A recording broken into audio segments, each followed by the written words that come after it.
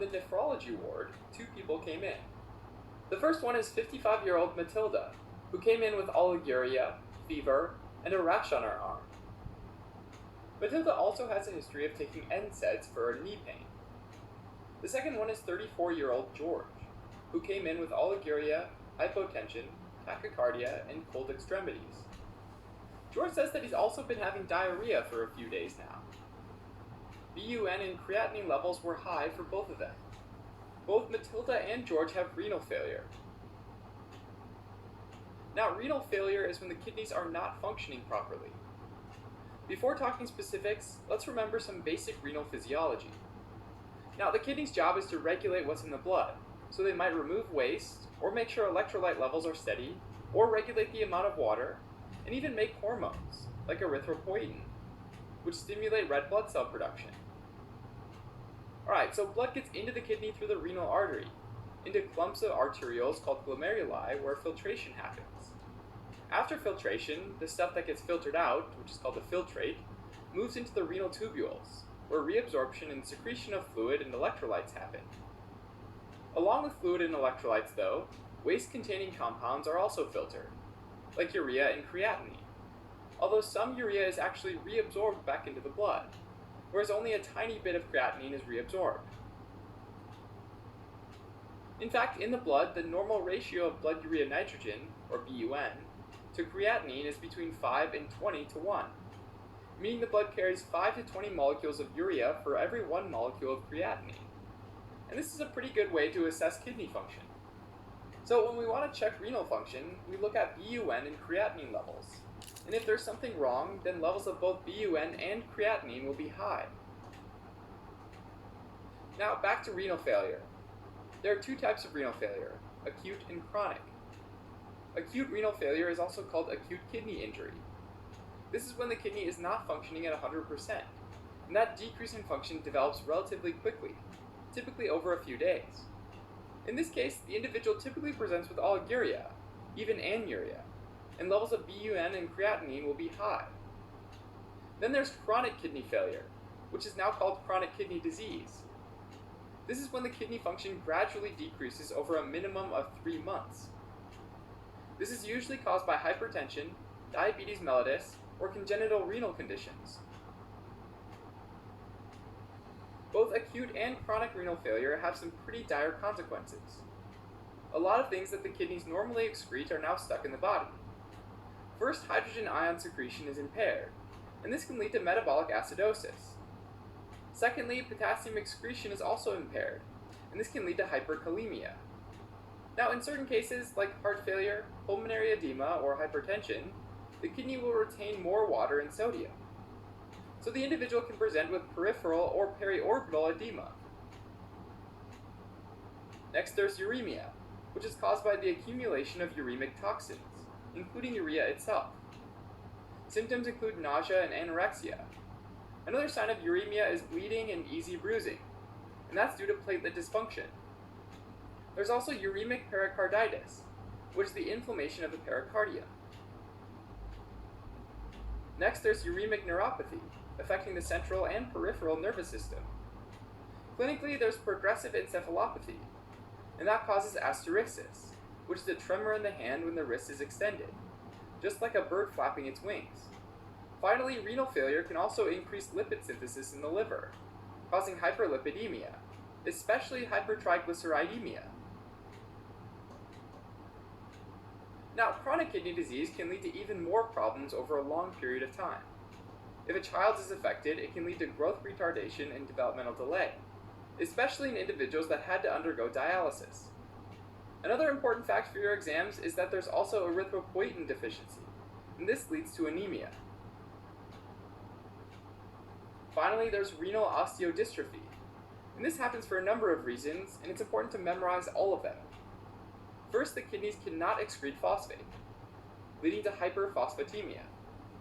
Next, the kidneys are needed to convert 25-hydroxyvitamin D to active 1,25-dihydroxyvitamin D, or calcitriol, which is the active form of vitamin D, which helps with intestinal calcium reabsorption. As a result, there'll be hypocalcemia. Now, since there's too much phosphate and too little calcium, This can affect the bones, and they can become thinner and more prone to break. Hyperphosphatemia and hypocalcemia also triggers the parathyroid glands to release more parathyroid hormone, which is the hormone that causes increased bone breakdown to release more calcium. Finally, the extra phosphate in the blood can also bind to calcium, and they can deposit in various tissues, like the vascular tissue. Okay, now that we've gone over the general pathology, let's look at some specific causes of acute kidney injury. There are 3 types of acute kidney injury, or AKI: pre-renal AKI, intrarenal AKI, and post-renal AKI. With pre-renal AKI, the cause is decreased blood flow into the kidneys. Now, since less blood's going to the kidneys, this means that less blood is being filtered. So there's a decrease in the glomerular filtration rate, or GFR, which is how much blood, usually in milliliters, the kidney filters through the glomeruli per minute. If less blood is being filtered, that means that less urea and creatinine are filtered out, and more stays in the blood. So levels of BUN and creatinine will be high. Also, with less blood being filtered, the kidneys activate the renin-angiotensin system, which causes aldosterone release by the adrenal glands. This hormone tells the kidneys to reabsorb sodium. When sodium gets reabsorbed, water gets reabsorbed as well. Water and sodium reabsorption is also tied to urea reabsorption. So in this situation, urea gets reabsorbed, and so even more urea gets into the blood, resulting in a BUN to creatinine ratio of greater than 20:1. Now, looking at the urine, more sodium is being retained. So the urine sodium is usually less than 20 milliequivalents per liter. The ratio of sodium excreted to total sodium filtered, or FeNA, is usually less than 1%. And finally, that urine is more concentrated, because less water is excreted. So typically the urine is greater than 500 milliosmoles per kilogram. Prerenal AKI can happen in hypovolemic states, like an acute hemorrhage, gastrointestinal losses, like diarrhea and vomiting, and renal losses, like with diuretics. All this can lead to hypovolemic shock. In a hypovolemic state, the individual presents with tachycardia, hypotension, reduced skin turgor, and cool extremities. Now, prerenal AKI can also happen with hypervolemic states, where there's a low effective circulating volume. One example is severe systolic heart failure leading to not enough blood getting pumped to the kidneys. When this happens, it's called cardiorenal syndrome. Finally, systemic vasodilation, like with sepsis, can lead to prerenal AKI. Next, there's intrinsic or intrarenal AKI, which is due to damage to the tubules, the glomerulus, or the kidney interstitium, which is the space between tubules. In general, with intrarenal AKI, there's kidney damage, causing them to lose the ability to filter blood and secrete or reabsorb materials like normal. If urea is not reabsorbed, less urea stays in the blood relative to creatinine, and the BUN to creatinine ratio falls to less than 20:1. Also, renal tubule cells cannot reabsorb sodium, meaning the urine sodium goes above 40 milliequivalents per liter, and the FeNA goes above 2%. And finally, since water is not being reabsorbed as much, urine osmolality falls below 350 milliosmoles per kilogram. Alright, now the most common cause of intrarenal AKI is acute tubular necrosis, or ATN, which causes damage to the tubules. Often ATN is due to ischemia from a prerenal acute kidney injury. On your tests, make sure you don't confuse this with prerenal AKI, where there's decreased filtration of blood, but the kidneys are not damaged. In ATN, there's severe ischemia leading to the death of tubular cells. The proximal tubular cells and the thick ascending limb cells are highly susceptible to injury, and that's because these cells receive their blood from vasa recta, which are tiny capillaries located in the medulla of the kidney. In this particular zone, the blood flow is relatively slow to allow for the countercurrent multiplication mechanism to work properly. The other way tubules can be damaged is via nephrotoxins, like contrast dyes, aminoglycosides antibiotics, cisplatin, heavy metals like lead, myoglobin from damaged muscles, like in rhabdomyolysis, ethylene glycol or radiocontrast dye, and hemoglobinuria, that's usually associated with hemolytic anemia. The proximal tubule cells are particularly susceptible to nephrotoxin injury. Now, ATN usually has three stages. The first one is the inciting event, or the trigger that causes damage to the tubules. Next, there's a maintenance phase, also called the oliguric phase, which usually lasts from 1 to 3 weeks. This is when the kidneys are not working, and here there's a risk for developing electrolyte disturbances, like hyperkalemia because potassium is not effectively secreted, metabolic acidosis because acid secretion is impaired, and uremia, which is when there are too many waste products retained. Finally, there's the recovery phase, which is when the kidneys start working, because the tubular cells begin a process of re-epithelialization, meaning new functional cells are born. As a result, creatinine and BUN levels fall, and there's polyuria. Also for your tests, remember that in this phase, there's a risk for developing hypokalemia, because too much potassium is excreted this time. There can be wasting of other electrolytes or minerals as well. Remember for your exams that on microscopy, there are muddy brown granular epithelial cell casts, along with renal tubular epithelial cells. Alright, moving on to another cause of intrarenal AKI, which is acute interstitial nephritis. This is an inflammation of the renal interstitium over the course of days to weeks. It's thought to be a type 1 or type 4 hypersensitivity reaction, and is typically a response to a medication like NSAIDs, in which case it's called analgesic nephropathy, penicillin, rifampin, proton pump inhibitors, and diuretics. After the cessation of the offending medication, symptoms of acute interstitial nephritis typically resolve completely. In rare cases, the inflammation in the interstitium can be caused by systemic infections, like infections with mycoplasma or autoimmune conditions, like Sjogren's syndrome, sarcoidosis, or systemic lupus erythematosus. It can be asymptomatic, but for your exams, remember that can also present symptoms like fever, rash, hematuria, pyuria, and costovertebral angle tenderness. With acute interstitial nephritis, the blood count shows eosinophilia and the urine microscopy shows white cells, white cell casts, and red blood cells.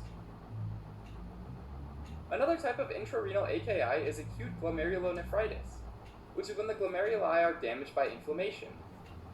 Acute glomerulonephritis can be caused by rapidly progressive glomerulonephritis, which is when the inflammation in the glomerulus is so severe that it breaks the glomerular basement membrane, and as a result, the kidney function decreases rapidly in a matter of days to weeks. Another cause of acute glomerulonephritis is hemolytic uremic syndrome, which is caused by bacteria like E. coli O157H7. For your exam, remember that it's characterized by hemolytic anemia, thrombocytopenia, and acute kidney injury. Another clue is that the person might have had bloody diarrhea for a few days prior to the oliguria. Next up, there's diffuse cortical necrosis, which is when there's generalized cortical infarction of both kidneys. This happens because of a combination of vasospasm and disseminated intravascular coagulation, or DIC, where tiny thrombi block some of the arteries in the kidney, and so the kidneys don't get any blood in that area. This can be associated with obstetric complications like abruptio placentae, where there's massive blood loss that can lead to both vasospasm and DIC. It can also be associated with septic shock, which also causes DIC. Alright, next there's renal papillary necrosis, where the renal papillae are damaged and tiny parts of them can be eliminated in the urine, so there's sloughing of the renal papillae. This is usually a consequence of ischemia, because the arteries supplying the renal papillae are tiny, so they're prone to obstruction. Now, renal papillary necrosis can be associated with sickle cell disease, because the abnormal red blood cells can build up and obstruct the arteries that supply blood to the renal papillae. It can also be due to acute pyelonephritis, because the inflammation can obstruct those arteries. Another cause is the use of NSAIDs, because they block the synthesis of prostaglandins that keep afferent arterioles dilated. In other words, lack of these prostaglandins causes vasoconstriction of the afferent arteriole, and therefore decreased glomerular filtration rate. So when there's reduced blood flow through the renal artery, which is particularly common in the elderly and individuals with underlying heart, liver, or kidney disease, vasoconstriction of the afferent arteriole can lead to renal papillary necrosis. Finally, diabetes mellitus can lead to papillary necrosis due to the vascular damage it induces. Let's move on to post-renal AKI, which is caused by an obstruction in the outflow of urine from the kidneys. which causes a buildup of urine that backs up into the kidney. Now, BUN to creatinine ratio, FeNA, and urine sodium largely depend on if the tubules are working or not. So for your tests, simply remember that these three parameters can vary.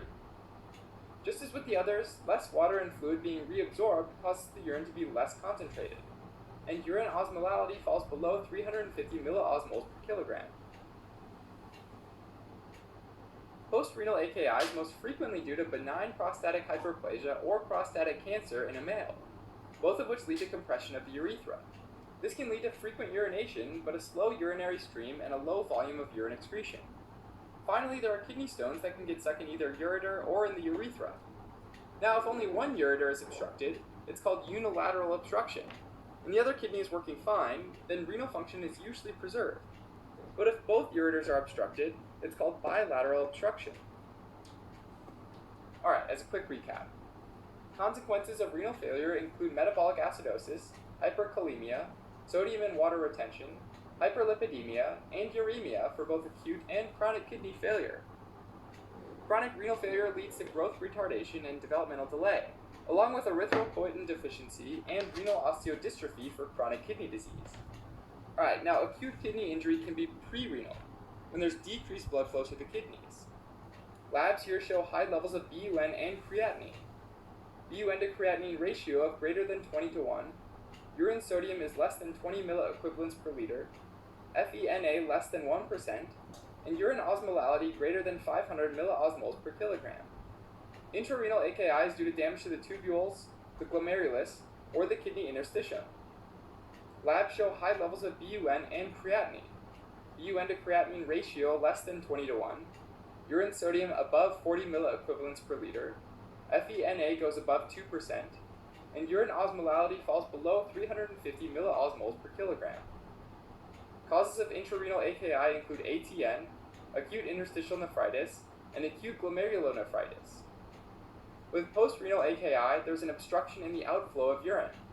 Labs show urine osmolality below 350 milliosmoles per kilogram, but the other values might vary depending on if there's damage to the kidneys themselves.